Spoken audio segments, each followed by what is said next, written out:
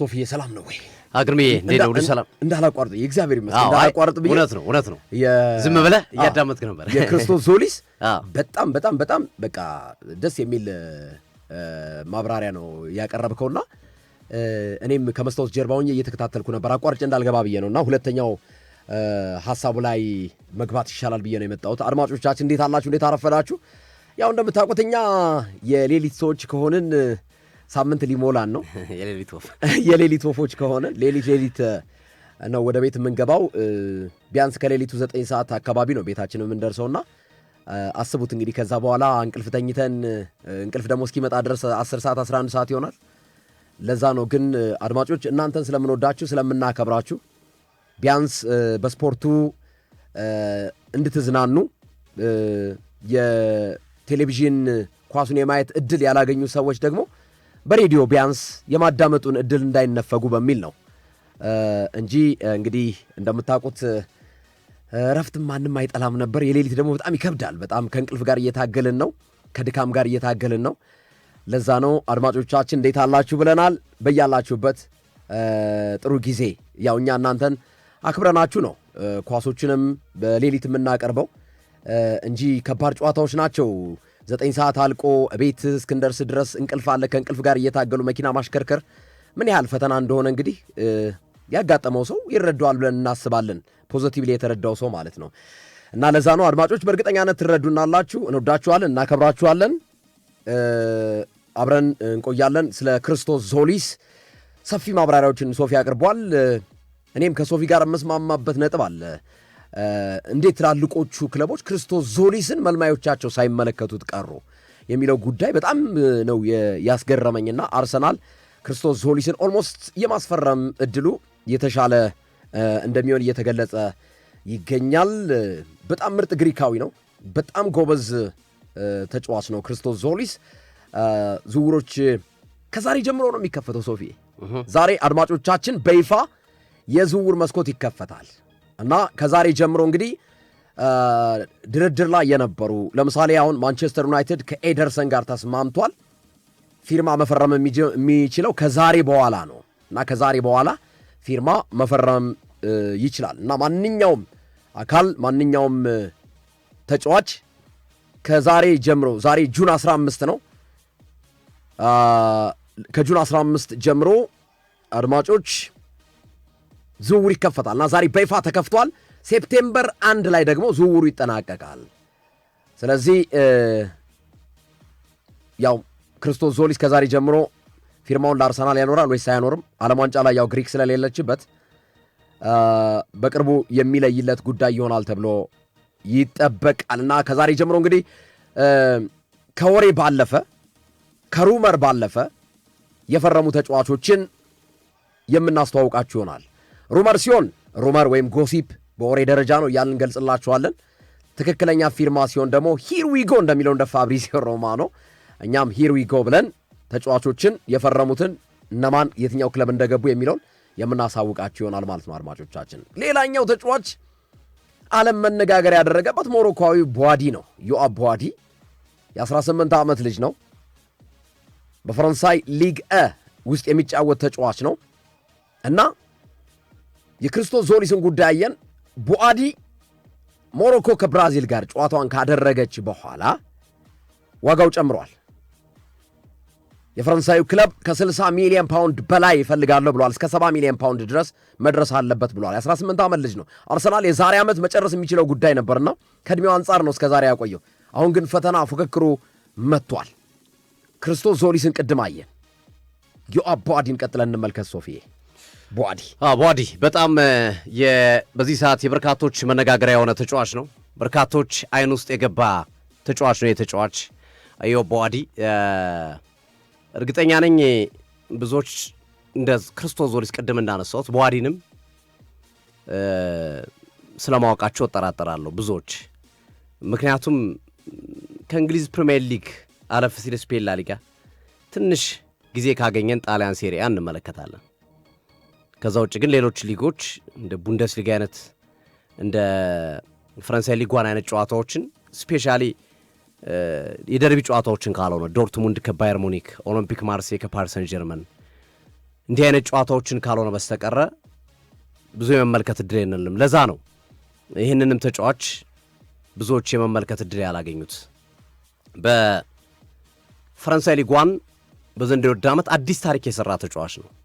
ይሄ ተጫዋች 50 ጨዋታዎችን በትንሽ ዕድሜው በመድረስ በፈረንሳይ ሊግ 1 ባለ ክብረ ወሰን ተጫዋች ነው። በ18 ዓመቱ 50 ጨዋታ ደርሷል። ከዚህ በፊት ኢዲን ሃዛርድ ነበር ይህንን ክብረ ወሰን ይዞት የነበረው። የኢዲን ሃዛርድን ክብረ ወሰን አሻሽሎታል። አዮብ ቦዋዲ 50 ጨዋታ የደረሰው በእድሜ ትንሹ የፈረንሳይ ሊግ 1 ተጫዋች በመባል አዲስ ክብረ ወሰን የያዘ ተጫዋች ነው። ሶፊዬ በጣም የገረመኝ ነገር ብራዚል ከሞሮኮ ጋር ከመጫወታቸው በፊት አንድ ሰዓት ቀደም ብሎ ይመስለኛል ወይም 40 እና 50 ደቂቃ በፊት አድማጮቻችን አልክ ዛሬ ቦዋዲ የሚባል የ18 ዓመት ተጫዋች አለ፣ ይሄ ተጫዋች ያስደንቃችኋል። አርሰናል ከባለፈው ዓመት ጀምሮ ሲከታተለው የነበረው ተጫዋች ነው። በተለይ የአርሰናል ደጋፊዎች የዚህን ተጫዋች ብቃት ተመልከቱት፣ ምን አይነት ምትሃታዊ ብቃት እንዳለው ቦዋዲ እዩት ያልከው ነገር በጣም ነው የገረመኝና በቀጣዩ ቀን ስለ ቦዋዲ ወሬ ሁላ ሆነ እና በዚሁ አጋጣሚ አድናቆቴን ለመቸር ነው ወደ ቦዋዲ እንግባ። ግርምዬ ተጫዋቹ እንግዲህ በፈረንሳይ በድሜርከን ደረጃ ተጫውቷል። እኔ በጣም የገረመኝ ነገር ይህንን ተጫዋች ፈረንሳዮች እንዴት ለሞሮኮ አሳልፈው እንደሰጡ በጣም ጥያቄ የሚያስነሳ ብቻ ሳይሆን የፈረንሳይ እግር ኳስ ፌዴሬሽን ላይም ትልቅ ውዝግብ የሚያስነሳ ጉዳይ ይመስለኛል። በቀጣዮቹ ጊዜያቶች ቦዋዲ አሁን ላይ በተለይ የፈረንሳይ ብሔራዊ ቡድን ኒጎሎ ኮንቴን እና የፖግባን ግልጋሎት ካጣ በኋላና ወይም እነዚህ ተጫዋቾች ግልጋሎት ከቀነሰ በኋላ አንዳንዴ ይመረጣሉ፣ አንዳንዴ አይመረጡ። ኒጎሎ ኮንቴ፣ ፖግባ ጭራሽ አሁን የለበትም። የትውልድ ክፍተት ሊከሰት ይችላል ተብሎ ይጠበቃል። በፈረንሳይ ብሔራዊ ቡድን ውስጥ ጥሩ አማካኞች የላቸውም አሉ እኮ ኦሪያል ቹዋሚኒ፣ እነ ኤድዋርድ ካማቪንጋ የመሳሰሉ ተጫዋቾች አሉ።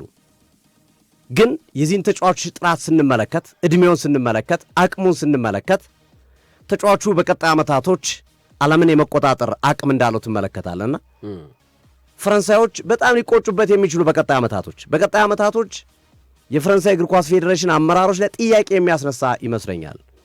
18 ዓመቱ ታዳጊ እንዴት ለሞሮኮ ሊወስን ቻለ? ዕድሜው ገና ነው። ለፈረንሳይ ብሔራዊ ቡድን የመጫወት ዕድል ሰፊ ዕድል አለው። ሞሮኮዎች እንዴት አድርገው አሳመኑት? ከፈረንሳይ እንዴት አድርገው ፈልቅቀው አወጡት የሚለው በጣም ጥያቄ የሚያስነሳ ጉዳይ ነው። በፈረንሳይ ብሔራዊ ቡድን በዕድሜ እርከን በሁሉም ደረጃ ተጫውቷል እስካሁን እስካለበት እስከ 18 ዓመት ድረስ። የ18 ዓመት በታች የፈረንሳይ ብሔራዊ ቡድን በአምበልነት መርቷል። ቦዋዲ እንዲህ አይነት ተጫዋቾችን አሳልፍ አሰጥ በአምበልነት የመራ አቅም ያለውን ተጫዋች አሳልፎ መስጠት በጣም ከባድ ነው እና ይሄ በበርካቶች ዘንድ ግርግር ፈጥሯል። ፈረንሳዮች ካሁኑ የብራዚሉን ጨዋታ ከተመለከቱ በኋላ የፈረንሳይ እግር ኳስ ፌዴሬሽን ላይ ጣት መቀሰር ጀምረዋል። እንዴት አሳልፋችሁ ሰጣችሁት ልጁን? እንዴት ማሳመን አቃታችሁ? የሚል ጥያቄ እያነሱባቸው ይገኛልና ይሄ ትልቁ መከራከሪያ ሆኖ ሊቀጥል የሚችልበትን ሂደት እንመለከታለን። ቦዋዲ እንግዲህ በሊል እግር ኳስ ክለብ ውስጥ ጎል አስቆጣሪ ተጫዋች አይደለም። ጎል የለውም፣ አሲስትም ብዙም የለውም። ግን ተጫዋቹ ኮንሲስተንትሊ የሚጫወት ወይም በወጥነት የሚጫወት ተጫዋችና 1-6 ቁጥር ተጫዋች ሊኖረው የሚገባው ኳሊቲ ያለው ተጫዋች ነው። በዘንድሮው ዓመት በፈረንሳይ ሊግ 1 ከተጫወቱ ተጫዋቾች በ6 ቁጥር ሚና ከተጫወቱ ተጫዋቾች ከቪቲኒያ ቀጥሎ ትልቅ ቁጥር ያለው አዮብ ቦዋዲ ነው። ግርሜ ዋው! በአመቱ ከቪቲኒያ ቀጥሎ ትልቅ ቁጥር ያለው የተጫዋች ነው። በታክል፣ በኢንተርሴፕሽን፣ በማደራጀት በመሳሰሉ ነገሮች ይህ ተጫዋች ቁጥር ላቅ ያለ ሆኖ እንመለከተዋለን። እንመልከት። በሞሮኮ ከብራዚል በነበረው ጨዋታ ላይ 91% ፓስ አኩሬሲ ከ66 ኳሶች 60ውን በትክክል አቀብሏል። እንደዚሁም 100% ፓስ አኩሬሲ ፋይናል ሰርድ ውስጥ የመጨረሻው የማጥቃት እንቅስቃሴ ላይ 100% ነው ፓስ አኩሬሲ። 16 ኳስ አገኘ፣ 16ቱንም አቀበለ። 6 ጊዜ ቦል ሪከቨር አድርጓል። ኳስ ነጥቆ አደራጅቷል። 5 ጊዜ ኳስ አስጥሏል። ከተቃራኒ ቡድን 6ቱ ነጥቆ አደራጅቶ ያቀብለው ነው። 5ቱ ደግሞ ኳስ አስጥሮ ወይ የቡድን አጋር የወሰደበት እና መሰል ነገር ነው። 9 ኳሶችን የአየር ላይ ኳሶችን ወይም 50-50 ኳሶችን አሸንፏል በአንድ ጨዋታ ላይ ማለት ነው። ልብ በሉ የተጫዋች ገና 18 ዓመቱ ነው። ያ ቅድም ያልኳችሁ ከቪቲና ቀጥሎ በፈረንሳይ ሊግ በ6 ቁጥር ሚና ቁጥሮቹ የሚያሳዩት የሚናገሩት ሁለተኛው ተጫዋች እሱ እንደሆነ ነው የሚለው ይኸው በሞሮኮ ጨዋታ ላይ ማሳይቷል። በብራዚሉ ጨዋታ ላይ ብራዚል ያላትን ከዋክብት አስቡ። የተጫወተው ከየትኞቹ አማካኞች ጋር ነው?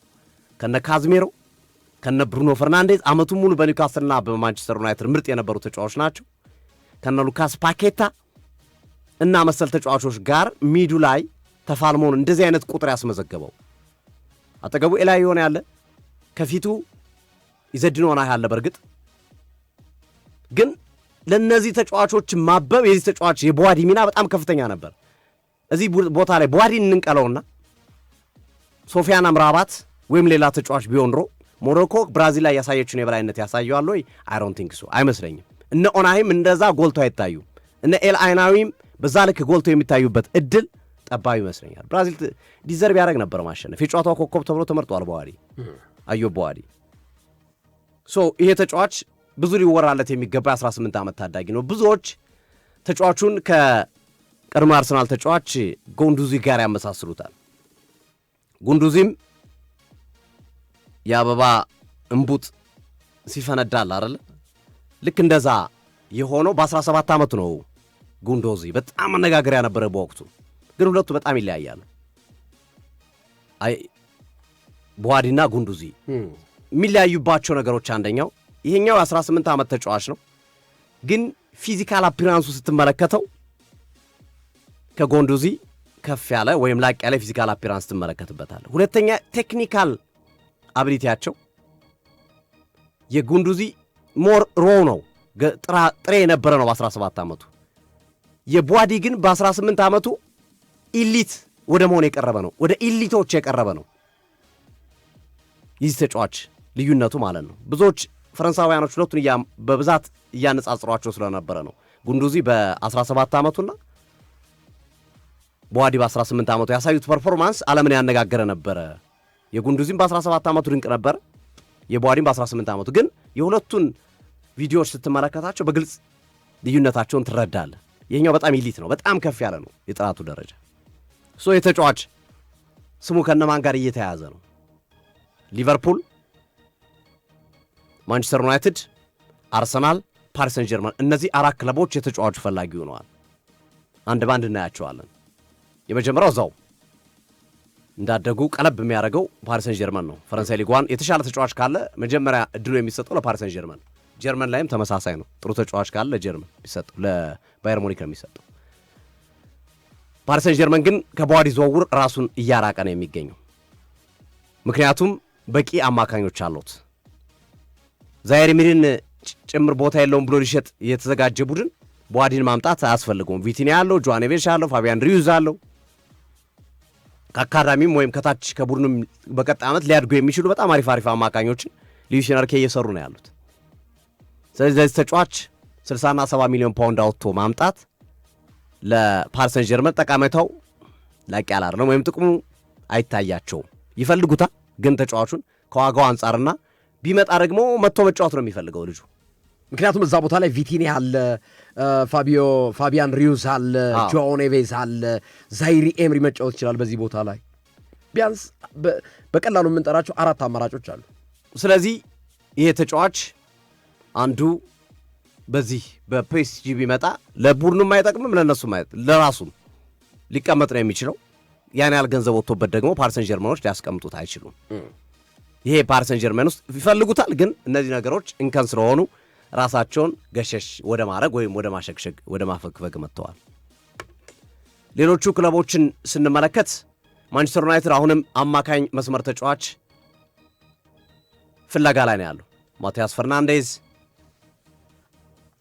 እነ ሳንድሮ ቶናሊ ስቲል ወደ ማንቸስተር ዩናይትድ የመምጣት ዕድል ያላቸው ተጫዋቾች ናቸው።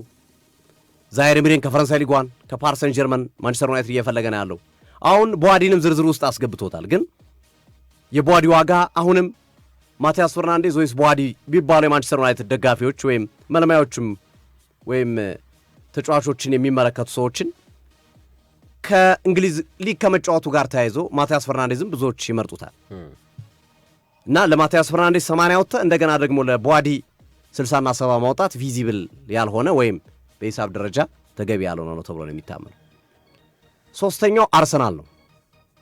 አርሰናል እንደዚህ ተጫዋች የተሸወደበት የለም በአለፉት ጥቂት ወራት ወይም በአለፉት ጥቂት የዝውውር መስኮቶች። ባለፈው ዓመት መጨረስ ይችል ነበር እኮ አይዘው። ባለፈው ዓመት ቦዋዲን ለማምጣት አርሰናል ተስማምቶ ወይም ብዙ መንገዶችን ሂዶ በኋላ ላይ ግን ለዚህ ተጫዋች 30 እና 35 ሚሊዮን ፓውንድ ማውጣት ተገቢ አይደለም ብሎ ቶ በተመሳሳይ ጥር የዝውውር መስኮት ላይ አሁን እኮ በጥር የዝውውር መስኮት አርሰናል ቦዋዲን ለማዘዋወር ከፍተኛ ስራ ሰርተው በ45 ሚሊዮን ፓውንድ ለመሸጥ ፍላጎት አሳይተው ተጫዋቹ በዛው እንዲቆይ አድርገው በአመቱ መጨረሻ ጭምር ማምጣት የሚችሉበትን እድል ሳይጠቀም ቀሩ። አርሰናሎች ግን እንደ አርሰናል ቦዋዲን የተከታተለ የለም። አርሰናሎች በነገራችን ላይ ከሊሉ የስፖርት ዳይሬክተር ጋር አንድሪያ ቤርታና የሊሉ ስፖርት ዳይሬክተር በጣም ቤስት ፍሬንዶች ናቸው። ጥሩ ግንኙነት ነው ያላቸው እና ይሄ ከእጅ አይወጣ የምትለው ነገር አለ አይደል? በእጅ ውስጥ ያለ ነገር ነው ብለህ የምታስበው የቦዋዲ ዝውውር እንደዛ ነበር ለአርሰናል። ለአንድሪያ ቤርታ በጣም በቀላሉ መፈጸም የሚችሉ ዝውውር እንደሆነ ያስቡ ነበር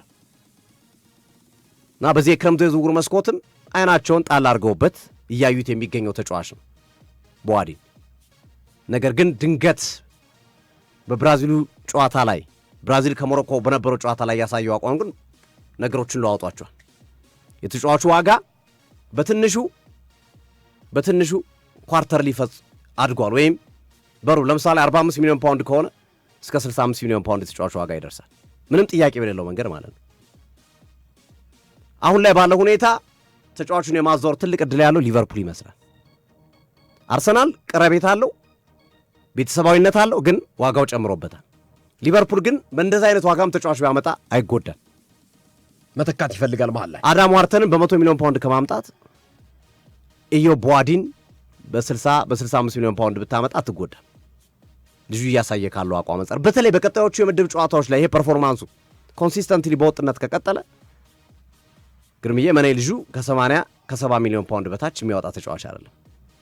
ስለዚህ ይሄ ዋጋ ፓሪስ ሰን ጀርመንን፣ አርሰናልን፣ ማንቸስተር ዩናይትድን ያርቃል። በተቃራኒው ሊቨርፑል ብቻ በብቸኝነት በነፃነት ዝውውሩን ሊያረግ የሚችልበት እድል ሰፊ ሊሆን ይችላል። አርማዎች ይህንን ግንዛቤ ውስጥ ሊያስገቡ የሚችሉበት እድል አለና ኤዮ ቦዋዲ ሌላው ምናልባት እንግዲህ ሪያል ማድሪድ በተጫዋች ዝውውር ላይ ፍላጎት ሊያሳይ ይችላል ተብሎ ይጠበቃል። ያው ማድሪድ ከጠየቀ እምቢ የሚል ስለሌለ ማለት ነውና ማድሪድ እና ሊቨርፑል ትልቅ እድል ያላቸው ይመስላል። ግን ስቲል ፓሪስ ሰን ጀርመን፣ ማንቸስተር ዩናይትድ እና አርሰናልም በተጫዋች ዝውውር ላይ አስተዋጽኦ ወይም በተጫዋች ዝውውር ላይ የራሳቸው ስማቸው እየተነሳ ኢንተረስት ፍላጎት ይኖራቸዋል። እንደ ሁኔታው ነው እንግዲህ አሳምኖ በ45ቱ በ50 አርሰናል መጨረስ የሚችል ከሆነ ሊወስድ ይችላል ካለው ቀረቤታ አንጻር። የተጫዋቹ ፍላጎት ይታያል። የትኛውን ፕሮጀክት ይቀበላል፣ የትኛውን ቡድን ይቀበላል፣ ሂዶ ቢጫወት በቋሚነት ሊጫወት የሚችለው ወይም በቂ የመጫወት እድል የሚያገኘው የትኛው ክለብ ላይ ነው። እነዚህ ነገሮች ሁሉ ግራ ቀኝ አይተው የሚወስኑት ውሳኔ ነው የሚሆነውና እንግዲህ ቦዋዲ ዓለም ዋንጫው ፍክት አድርጎ ያሳየን ምርጡ ክስተት ነው ማለት እንችላለን። ግርሜ በጣም አሪፍ። ሌላው ሶፊ እንደምታውቀው ማርክ ኩኩሬያ ነው። ወደሱ እንሂድ። ባርሴሎና ብዙ ነገር ጨረሰ የተባለውን ሂደት መሀል ላይ ጆዜ ሞሪኒዮ እና ሪያል ማድሪድ